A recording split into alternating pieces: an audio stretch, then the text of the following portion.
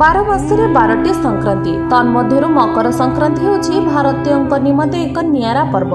କାରଣ ସବୁ ସଂକ୍ରାନ୍ତି ଭିତରେ ଏହାର ମହତ୍ତ୍ୱ ଓ ଗୁରୁତ୍ୱ କେବଳ ଭାରତରେ ନୁହେଁ, ଭାରତ ବାହାରେ ମଧ୍ୟ ରହିଛି। ତେଣୁ ଏହାକୁ ସର୍ବଭାରତୀୟ ପର୍ବ ଭାବେ ଯେତିକି ସ୍ୱୀକୃତି ଦିଆଯାଏ, ବିଶ୍ୱ ସ୍ତରରେ ମଧ୍ୟ ଏହାକୁ ସେତିକି ମାନ୍ୟତା ଦିଆଯାଏ। ଉଦାହରଣ ସ୍ୱରୂପ ଭାରତୀୟମାନଙ୍କ ଭଳି ରୋମାନ ଓ ଇହୁଦୀୟମାନେ ଖୁବ୍ ଆନନ୍ଦ ଉଲ୍ଲାସର ସହିତ ଏହି ମକର ପର୍ବ ପାଳନ କରିବାର ଦେଖାଯାଇଛି। ଭାରତର ବିଭିନ୍ନ ଅଞ୍ଚଳ ଅପେକ୍ଷା ଅଧିକ କିନ୍ତୁ ଦକ୍ଷିଣ ଭାରତରେ ଏହି ପର୍ବକୁ ଶ୍ରେଷ୍ଠ ପର୍ବ ଭାବରେ ମାନ୍ୟତା ଦିଆଯାଇଛି। ସେଠାରେ ମକର ସଂକ୍ରାନ୍ତି ପର୍ବ ନ କହି ପୋଲାଙ୍ଗ ବୋଲି କହିଥାନ୍ତି। ତେଣୁ ମକର ସଂକ୍ରାନ୍ତି ପର୍ବ ପ୍ରତିବଦଳରେ ପୋଲାଙ୍ଗ ପର୍ବ ପାଳନ ହେଉଛି ଦକ୍ଷିଣ ଭାରତୀୟମାନଙ୍କର ଶ୍ରେଷ୍ଠ ପର୍ବ। ଜ୍ୟୋତିଷ ଶାସ୍ତ୍ର ଅନୁସାରେ ସୂର୍ଯ୍ୟ ମକର ସଂକ୍ରାନ୍ତି ଦିନ ମକର ରାଶିରେ ପ୍ରବେଶ କରିଥାନ୍ତି। ସୌର ଗଣନା ଅନୁସାରେ ମକର ସଂକ୍ରାନ୍ତିକୁ ମକର ମାସର ପ୍ରଥମ ଦିନ ହିସାବରେ ଗ୍ରହଣ କରାଯାଏ। ସଂକ୍ରାନ୍ତି ହେଉଛି ସୂର୍ଯ୍ୟଙ୍କର ସଂକ୍ରମଣ ବା ଗୋଟିଏ ରାଶିରୁ ଅନ୍ୟ ରାଶିକୁ ଚଳନ କରିବାର ଦିନ। ମକର ସଂକ୍ରାନ୍ତି ଦିନ ସୂର୍ଯ୍ୟ ଧନୁ ରାଶିରୁ ମକର ରାଶିକୁ କ୍ରମଶଃ ଗମନ କରନ୍ତି। ଏହି ଦିନଠାରୁ ସୂର୍ଯ୍ୟଙ୍କର ଉତ୍ତରାୟଣ ଗତି ଆରମ୍ଭ ହୋଇଥାଏ।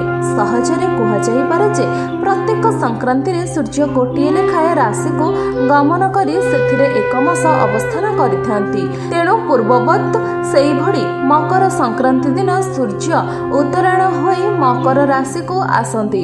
ଏହି ଦିନ ସୂର୍ଯ୍ୟ ଉତ୍ତର ଦିଗକୁ ଯାତ୍ରା କରି 6 ମାସ ଅବସ୍ଥାନ କରିଥିବାରୁ ବିବାହ, ବ୍ରତ, ଯଜ୍ଞାନୁଷ୍ଠାନ, ଗୃହ, ଦେବାଳୟ ପ୍ରତିଷ୍ଠା ଆଦି ସମସ୍ତ ଶୁଭକର୍ମ ଅନୁଷ୍ଠିତ ହୁଏ। ସୂର୍ଯ୍ୟଙ୍କର ଉତ୍ତରାୟଣ ଚଳନ ଦ୍ୱାରା ପବିତ୍ର ବା ଶୁଭ ଦିବସ ଭାବେ ଗ୍ରହଣ କରାଯାଏ। ଏହି ସମୟରେ ଅଭୀଷ୍ଟ ସିଦ୍ଧି ପାଇଁ ସୂର୍ଯ୍ୟ ଉପାସନା କରାଯାଏ। ଓଡ଼ିଆରେ ଗୋଟିଏ ପ୍ରବାଦ ରହିଛି ଯେ ମକର ଠାରୁ ଦିନର ବକର ହୁଏ, ଅର୍ଥାତ୍ ଏହି ଦିନଠାରୁ ଦିନ କ୍ରମଶଃ ବଡ଼ ହୁଏ। ସୂର୍ଯ୍ୟଙ୍କର ତେଜ ମଧ୍ୟ ଏହି ଦିନଠାରୁ ପ୍ରଖର ହୁଏ। ଦେବୀ ସଂକ୍ରାନ୍ତି ଏହି ତିଥି ଶଙ୍କରାସୁରକୁ ବଧ କରିଥିଲେ। ସୂର୍ଯ୍ୟଙ୍କର ଉତ୍ତରାୟଣ ଗତି ସମୟରେ ଯେଉଁମାନଙ୍କର ପରଲୋକ ହୁଏ ସେମାନଙ୍କୁ ସ୍ୱର୍ଗଲୋକ ପ୍ରାପ୍ତ ହୁଏ ବୋଲି ହିନ୍ଦୁମାନେ ବିଶ୍ୱାସ କରି ଆସୁଛନ୍ତି। ମକର ସଂକ୍ରାନ୍ତି ଠାରୁ ସୂର୍ଯ୍ୟଙ୍କର ଉତ୍ତରାୟଣ ଗତି ହୋଇଥିବାରୁ ଆଲୋକ ଏବଂ ଜୀବନର ଉତ୍ସ ସୂର୍ଯ୍ୟଙ୍କୁ ହିନ୍ଦୁମାନେ ଏହି ଦିନର ପୂଜା ଅର୍ଚ୍ଚନା କରନ୍ତି। ଆଉ କେତେକ ସ୍ଥାନରେ ଏହି ଦିନ ଶିବଙ୍କୁ ପୂଜା କରାଯାଏ।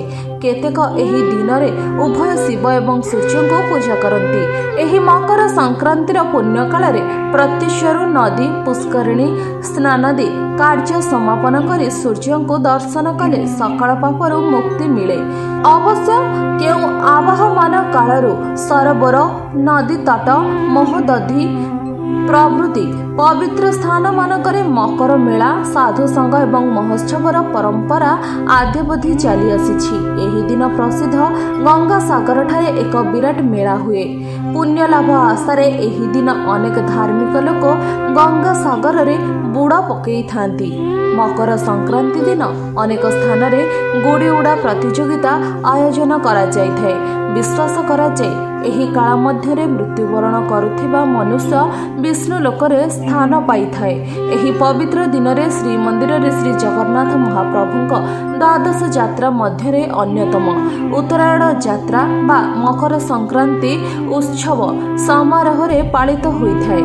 ଏହି ମକର ଯାତ୍ରା ସମ୍ବନ୍ଧରେ ଅନେକ କଥା ସ୍କନ୍ଦ ପୁରାଣରେ ଲେଖା ରହିଛି ଯେ ମହାପୁଣ୍ୟମୟ ମକର ସଂକ୍ରାନ୍ତି ଦିନ ଶ୍ରୀକ୍ଷେତ୍ରରେ ତୀର୍ଥଯାତ୍ରା ମହୋଦଧିରେ ସ୍ନାନ କରି ଶ୍ରୀମନ୍ଦିରରେ କଳ୍ପବଟ ପ୍ରଦକ୍ଷିଣ ପୂର୍ବକ ଚତୁର୍ଦ୍ଧାମୂର୍ତ୍ତିଙ୍କୁ ଦର୍ଶନ କଲେ ଅଶେଷ ଫଳପ୍ରାପ୍ତ ହୋଇଥାଏ।